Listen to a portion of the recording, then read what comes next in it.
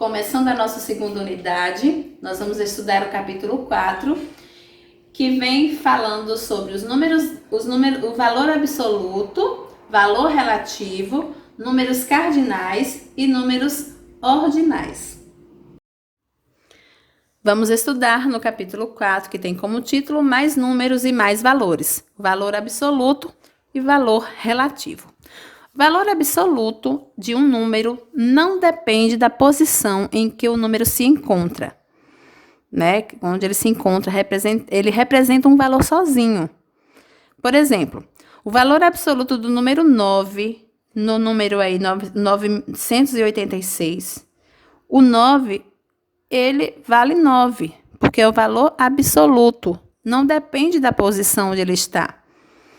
O valor absoluto do número 5, nesse número aí, 5.674, é 5, porque estamos falando de valor absoluto.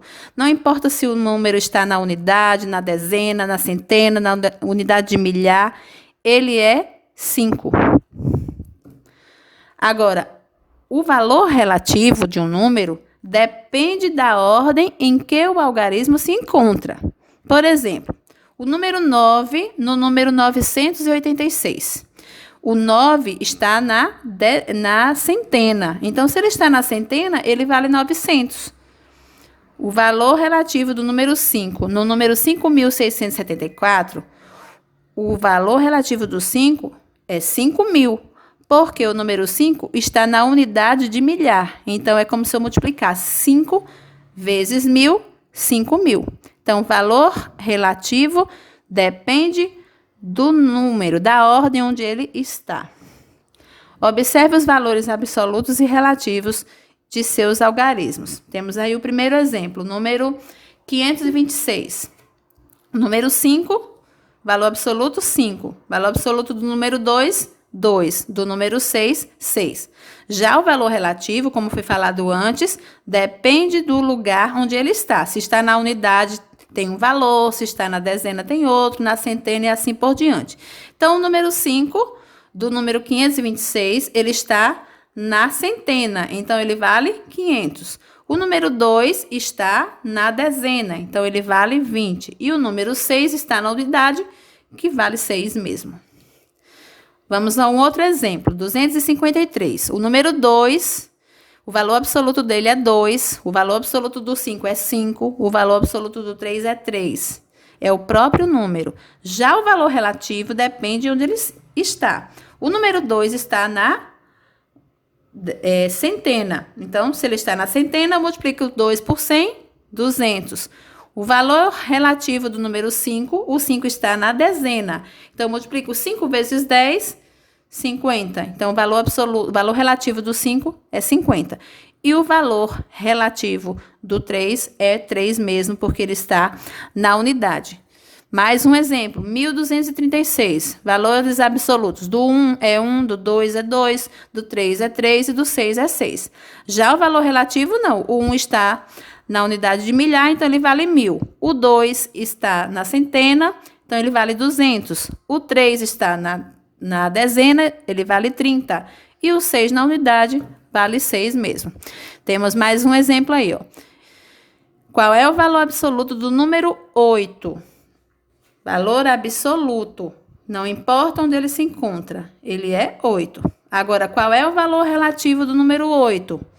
O número 8 está lá na classe dos milhões. Então, começando aqui pelo zero. Unidade, dezena, centena, unidade de milhar, dezena de milhar, centena de milhar. E o número 8 está na unidade de milhão. Então, o valor relativo do número 8 é 8, são 8 milhões. Agora, vamos estudar os números cardinais e os números ordinais.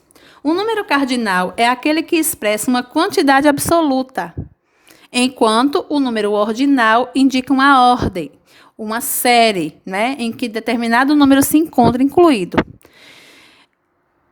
Exemplo, o mês de abril é composto de 30 dias. O número 30 é o total de dias do mês de abril. É a quantidade absoluta de dias desse mês. Trata-se, portanto, de um número cardinal. 30 é um número cardinal. Porém, empregamos outro ponto de vista quando dizemos dia 30 de abril. Nesse caso, o número 30 não está sendo usado para indicar os 30 dias do mês, mas o 30º dia de abril, especificando o seu lugar na ordem de sucessão dos dias desse mês, explicando, no caso, uma ordem. Então, neste caso, trata-se de uma utilização ordinal. No dia a dia, falamos com muito mais frequência os numerais cardinais, 1, 2, 3, etc., do que os numerais ordinais, primeiro, segundo, terceiro. Isso leva a ter dificuldade em lembrar como dizer, como pronunciar essas palavras. Temos agora uma tabela mostrando aí diversos números ordinais. Número 1, se formos ler de forma ordinal, é primeiro. Número 2, segundo. Número 3, terceiro e assim por diante. Quando chegar no 10, décimo.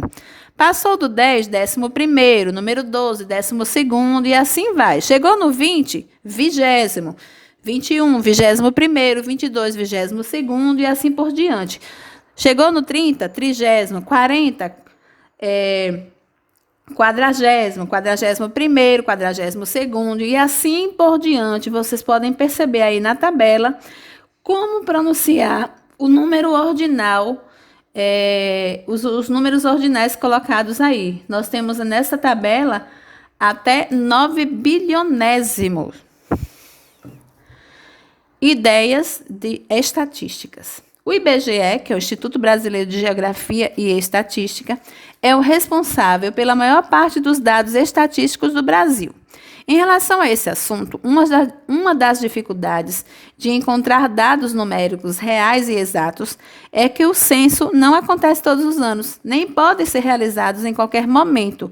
Nesse caso, é muito importante saber ler os dados numéricos expostos em tabelas e em gráficos e também fazer estimativas para tempos futuros a fim de compreender o mundo em que vivemos. E o que é estimativa? Estimar. Estimamos quando realizamos cálculos aproximados, não é uma coisa exata. Nesse sentido, é importante lembrar que há estimativas boas e estimativas ruins. Em ambos os casos, sempre existe a possibilidade de erros, porque o nome já diz, estamos estimando, não tem uma certeza. Assim, quanto mais você se aproxima do valor exato, melhor é a sua estimativa. Tabelas. Tabelas são quadros organizados em linhas e colunas que auxiliam na representação e interpretação de dados. Elas, no caso, as tabelas em geral, são compostas por título, cabeçalho, corpo e fonte. Temos a imagem aí de uma tabela exemplificando onde fica o título, onde fica o cabeçalho, onde fica a coluna ou as colunas, né? E o corpo da tabela. Gráficos. São desenhos ou ilustrações que favorecem a visualização rápida e objetiva da apresentação e análise de dados. Os gráficos geralmente são compostos por título, legenda, eixos vertical e horizontal e fonte de dados. Neste caso, eu coloquei uma imagem de um dado de colunas, mas nós sabemos que tem o gráfico de linhas, gráficos em forma de pizza, e vários outros tipos de gráficos. Eu espero que vocês tenham entendido a explicação sobre os números cardinais e ordinais e também saber diferenciar o que é um valor absoluto e um valor relativo.